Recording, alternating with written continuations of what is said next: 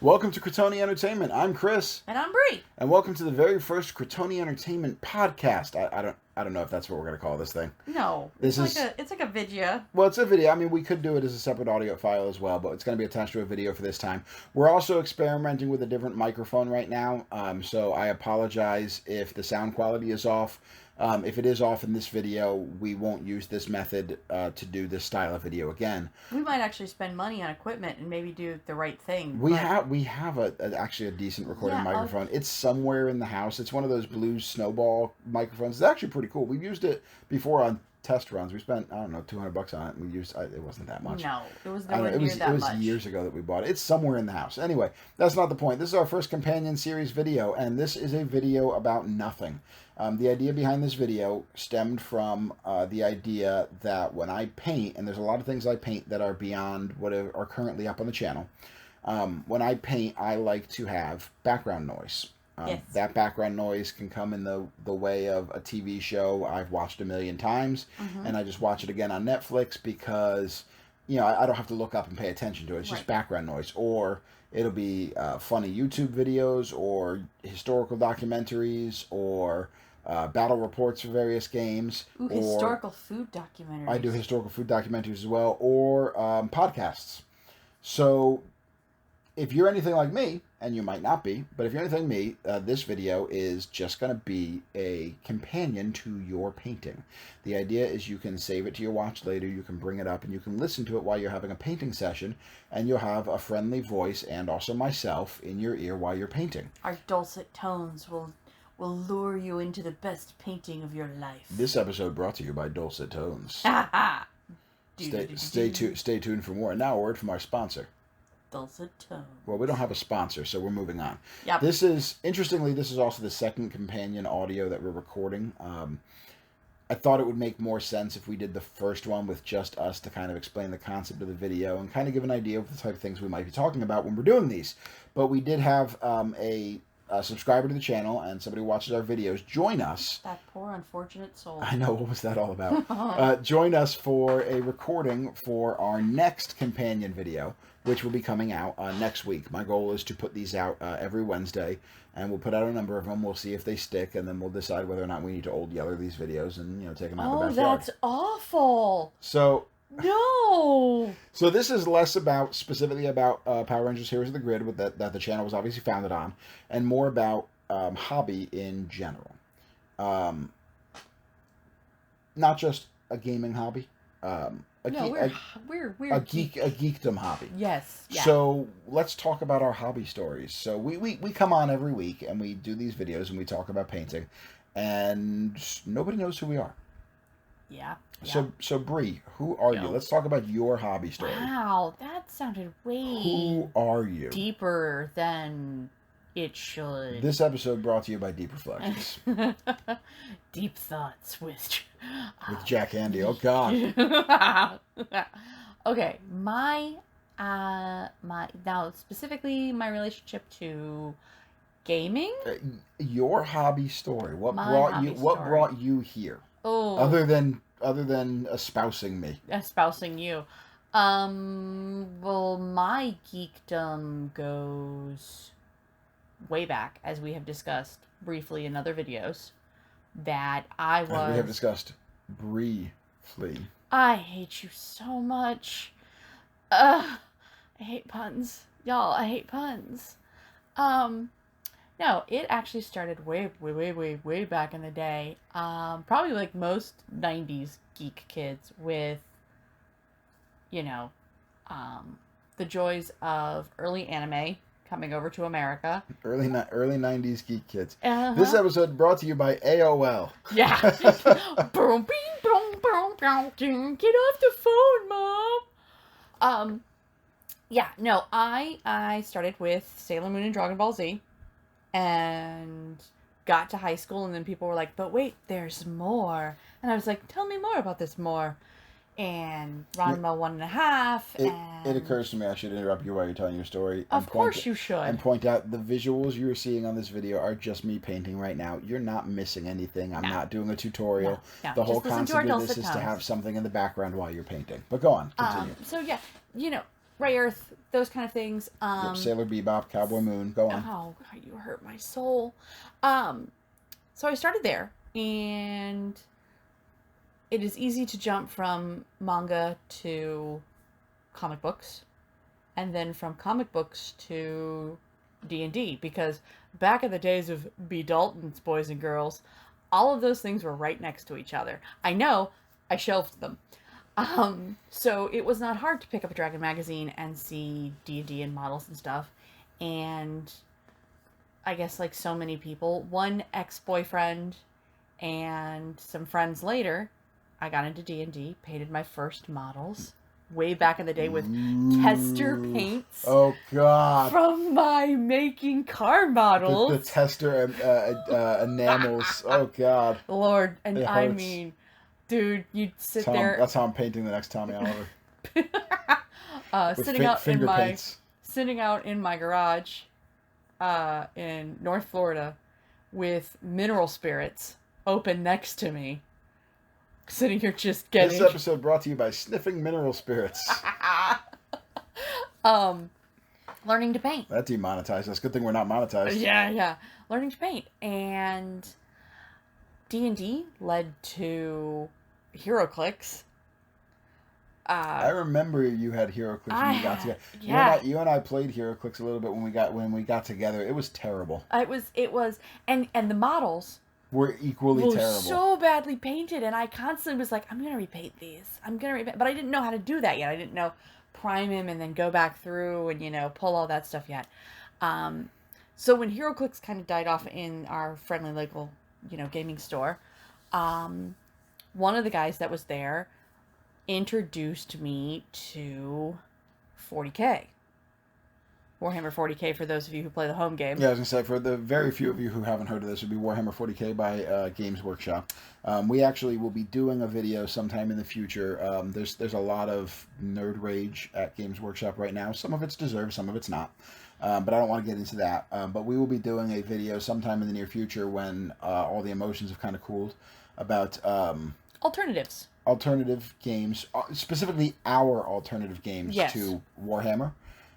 This is coming from me being a 20-year Warhammer player and you being a number of year Warhammer player as well. I don't remember exactly how many. Well, let's see. Yeah. So I would have been... But we're gonna let that... That's gonna come up later because the one thing when you say hobby, it's so funny. There's such a large portion of the hobby internet that has bought into the message of the Warhammer hobby. That Warhammer is wargaming, and Warhammer is painting minis. Guys. And Warhammer is, again, this is coming as a 20-year. I played 40K, I played Warhammer Fantasy, I played Age of Sigmar, I played a lot of the sub games, Mordheim, Blood Bowl, Blackstone Fortress, Silver Tower, Dreadfleet. I actually am one of the few people who loved Dreadfleet. I'm actually looking at the box from where we're recording right now. It's such a cool game. We should pull that out and play that. We should. But anyway.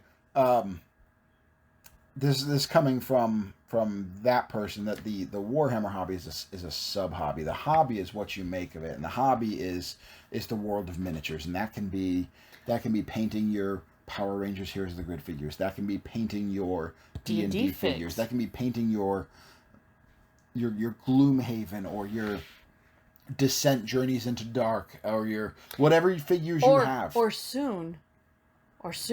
What models are showing up for you, Christopher? Oh, that'll be Hero Quest's remake or reboot or whatever you want to call it. And we absolutely will be launching a weekly series where I paint those minis as well. It's not going to interfere with Morphin Monday. That's the Power Rangers. That's a sacred day. We're getting off track, and I am taking a break from Warhammer right now. I'm just going to say that out loud. I'm taking a break for this current edition. I've just made that decision for myself for various reasons.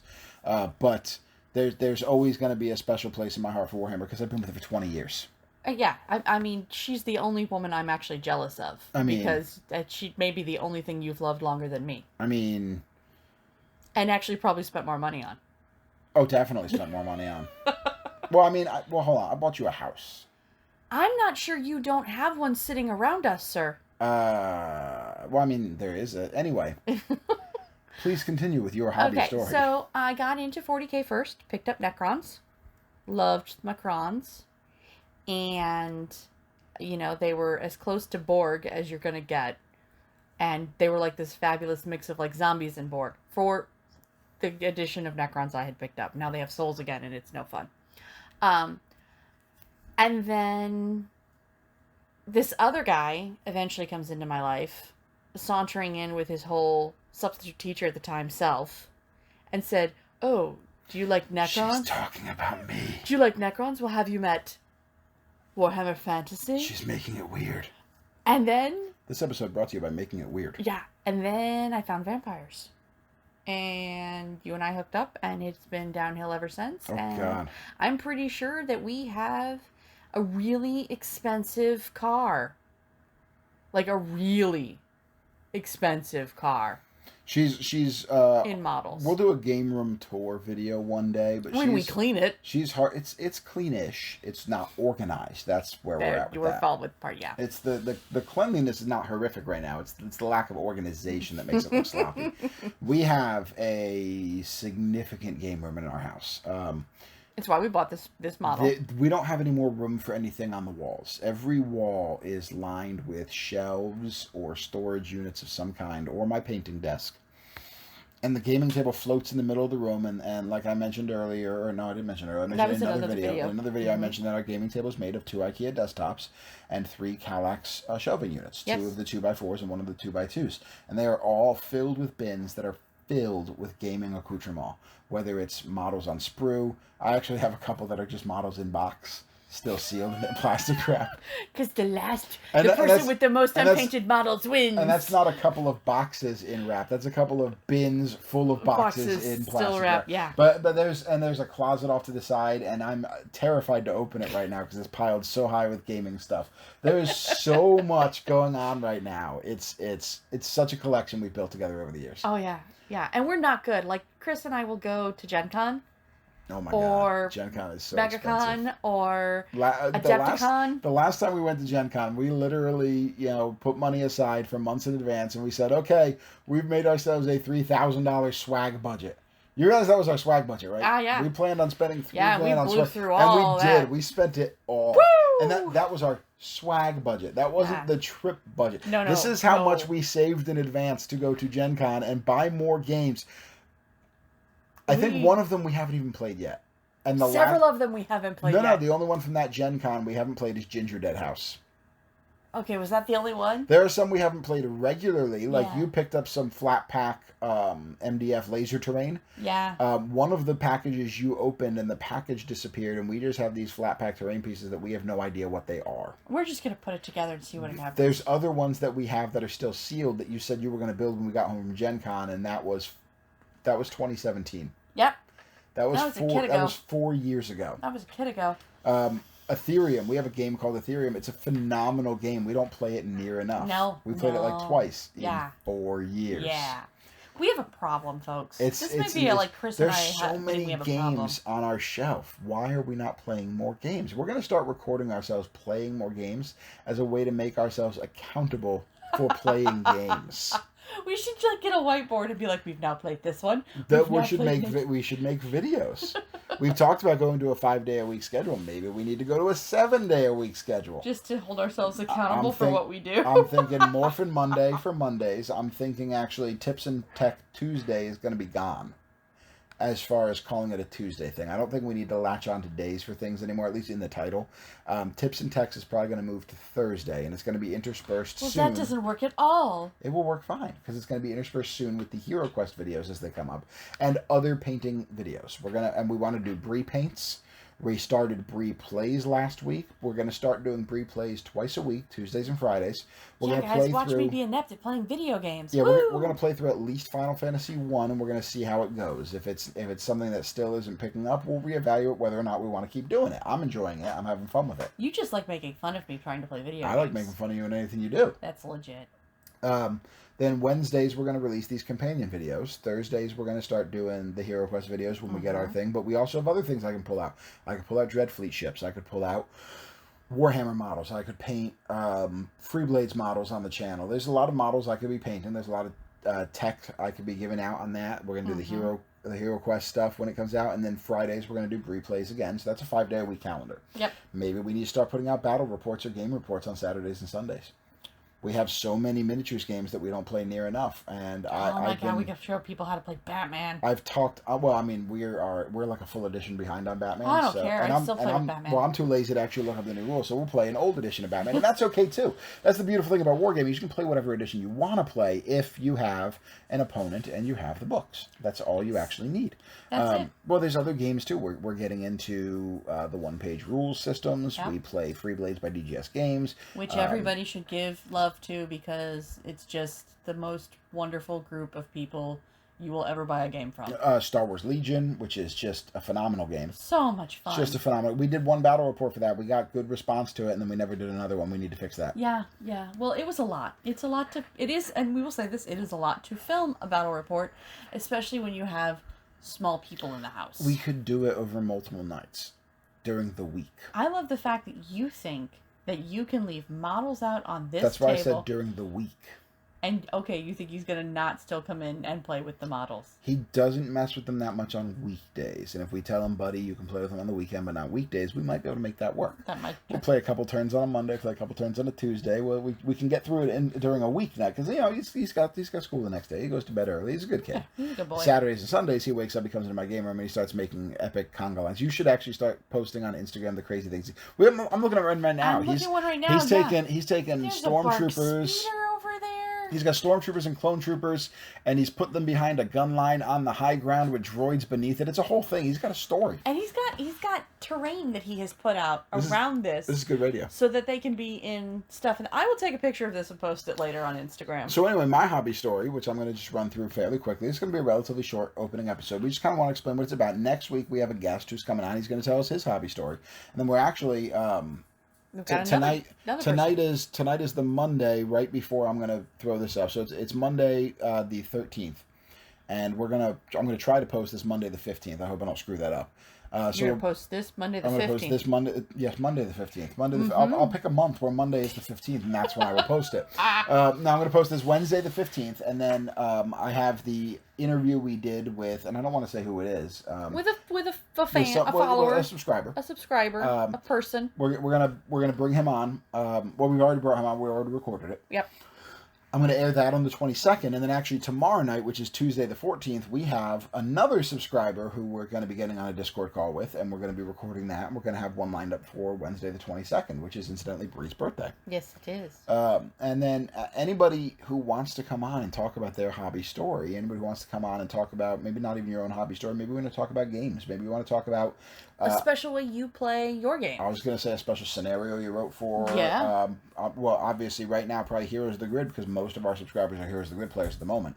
I'm hoping to expand that base as we go forward, but a scenario for a game you play. What's your favorite game? Maybe you are still a diehard Warhammer player, and you want to yell at me for deciding to take this edition off. All of that's fair game. We want to bring on people from... First, we want to build a internet community of people who are cheering each other on and supporting each other. That's why we did the model showcase last week or the week before. Yeah.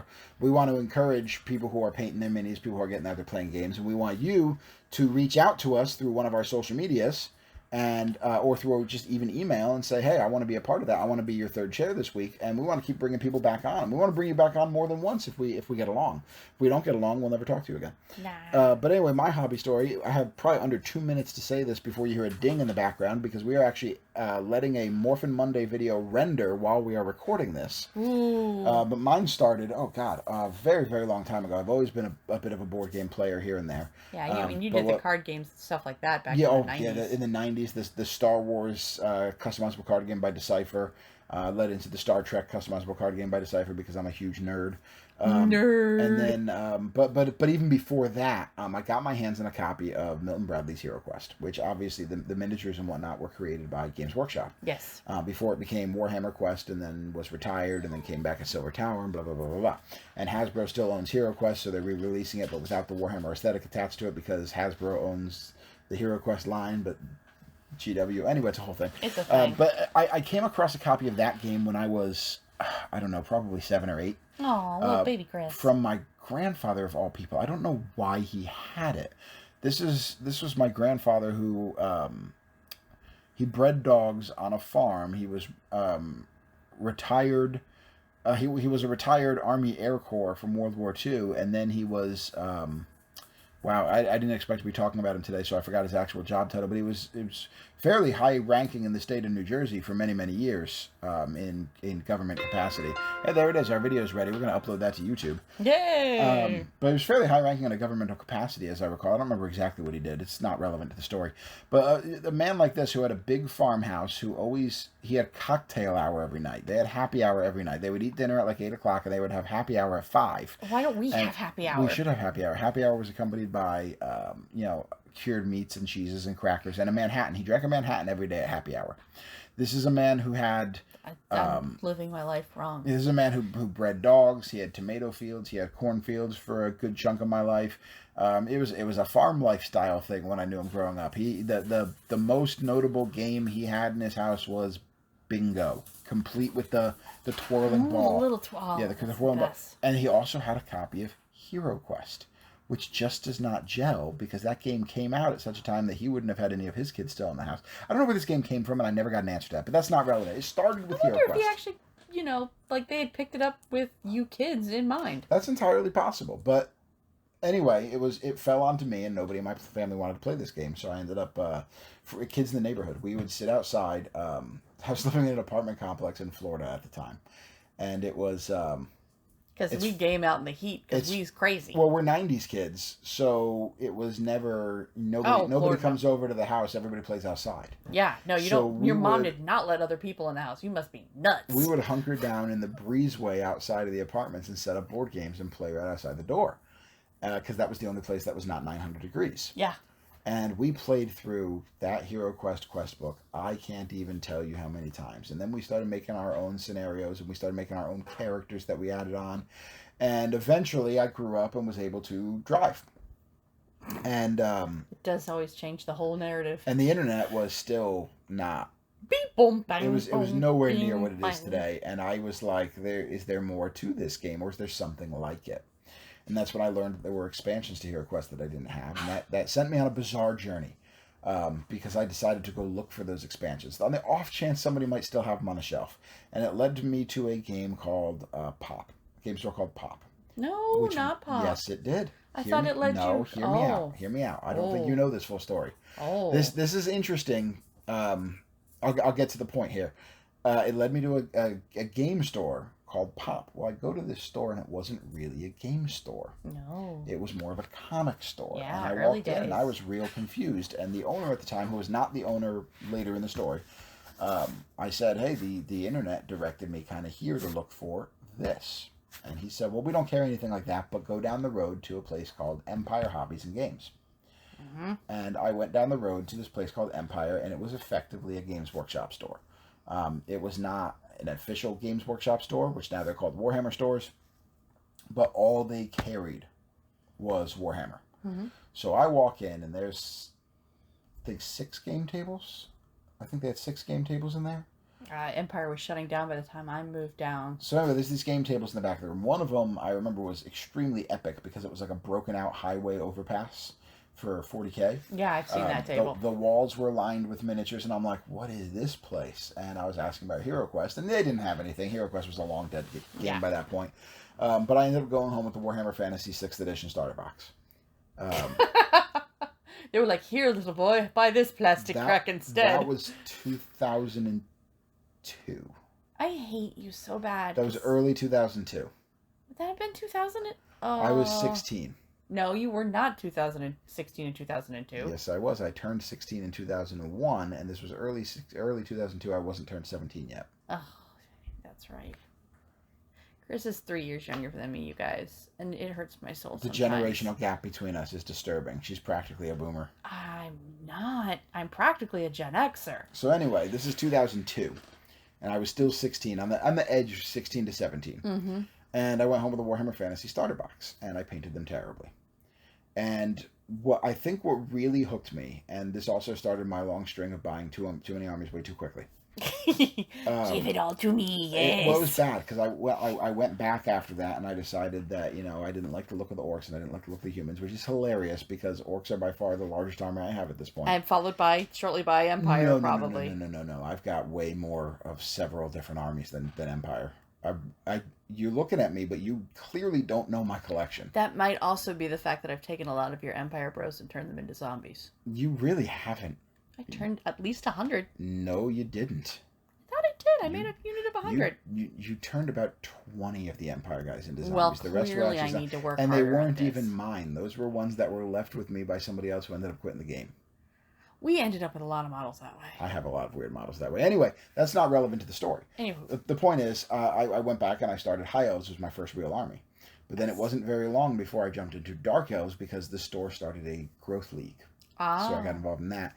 And as I was buying the High Elves, that same trip that I bought the starter box, I entered a raffle. They were raffling off a Slaneshi Demon Lord, or Slaneshi Greater Demon, Keeper of Secrets? Keeper of Secrets, thank you. Yeah, so that was slipping my mind for a second there.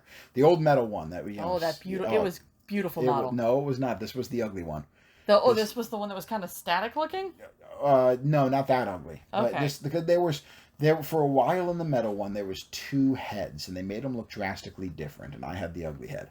But anyway, I entered a raffle for that. I paid like $1 for a raffle ticket, and when I went in to get the High Elves, the guy behind the counter remembered my first name, and he goes, "Oh, is this your last name?" I said, "Yeah, it is." He goes, "Man, you won the raffle."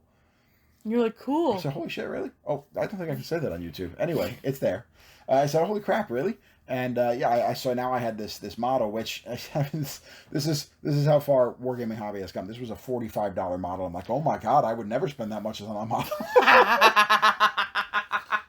Now we see a model for $45. We're like, ooh, that one's cheap. Give it over. Anyway, the long and short of it is that started a very long track of, I think I had like 12 armies for Warhammer Fantasy. I think I had like 4 armies for Warhammer 40K. You mean active armies or armies that are still in boxes? No, I played them. Okay. But the long and short of it is I played Warhammer for many years. And then I eventually branched out into other games, and I have found other games that I'm not here to badmouth Warhammer, because I said Warhammer's always going to have a special place in my heart. I think the thing for me is that there are a lot of games that are more modern than Warhammer. Yeah, different. I think modern is the word I want. I think even with the newest editions of both Age of Sigmar and 40K, the way Warhammer operates its game feels, to me, dated. Mm-hmm. We are very much in a world of alternating activation games. Yeah. And Warhammer still operates off the I go, you go philosophy, which I think has just fallen out of favor for me. Star Wars Legion's alternating activations. The one-page rules ones are alternating activation. Oathmark, which we'll talk about in another video, is alternating activation. Free Blades is modified alternating activation. Right. It's a movement phase. I move everything I have. You move everything you have. We both shoot together. We both combat together. The magic phase is I magic, you magic, right before everybody moves. It's a modified alternating activation. Yeah. They're all. But it just feels dated now. Yeah, because alternating activation appeals to I'm easily bored. It keeps you more engaged. You're doing something regularly. Yeah. I used to knit in between turns when I played 40K and Fantasy. This is true. She would knit between turns, because there was a time where, and it's still there to that extent, where you can sit there for 20 minutes waiting to do something. Yeah. Oh Lord help us!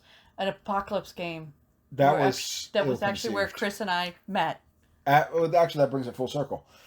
Bree and I met years later, because we met in late 07. Mm-hmm. For an Apocalypse game. We met in late 07 for an Apocalypse game being hosted at Pop, which was now a game store that carried Games Workshop products. So this store that I wandered into back in 2002, that pointed me to Empire, started me down the path of Warhammer. Warhammer led me back to Pop 6 years later, where I met my future wife. Mm-hmm. What a weird world. Yep, where we played an Apocalypse game. We were both on the side of Chaos, which was ridiculous because I was playing Necrons, and they're not chaotic. They're I think the concept was just Imperium versus evil. Evil. The Imperium's clearly the bad guys. Anyway, that's the long and short of it. I'm not going to bore you with more of it. I'm going to kind of cut my story short there and just say, since then I've collected so many other games. I've gotten. What was our launching game? Where we kind of our launching game. Well, where we took that step back from GW. I want to say it was probably Batman, where we took that first real step away from. Oh, you mean the first non-GW game? Yeah. I don't think Batman took us away from it. No, but like I think what started taking us away from it is actually Free Blades. Yeah, definitely. That's all on DGS games. That's their fault. But Batman was one of the first. I mean, games we've collected since then. Deep Wars.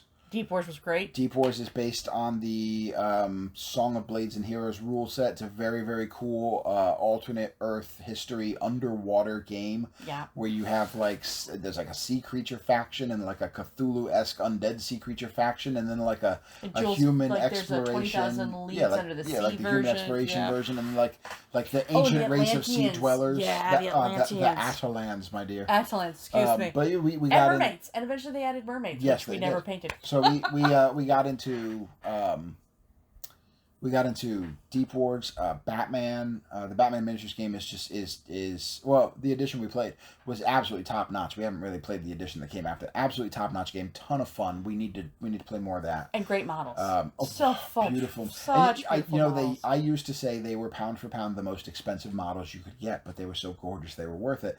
I think that honor has actually been taken over by Marvel Crisis Protocol. Oh, those I keep looking at that game, and I've watched a couple of little introductions and stuff like that with that one, because I think the younger member might really enjoy it, because those are all the characters he sees on the big screen. But the cost. And it's not even again, you heard the story about the game room. It's not the actual cost that does it for me. I think I'm at a point in my life where I look at my value for cost. Yeah. And I just don't see the value in a $40 person-size plastic miniature. No. I just don't anymore. Can't do it. I would much rather buy 5 of the metal DGS Games Free Blades figures for that. Yeah. I would much rather buy 2 boxes of Star Wars Legion dudes for that. I would much rather... There's a lot of things I would rather do.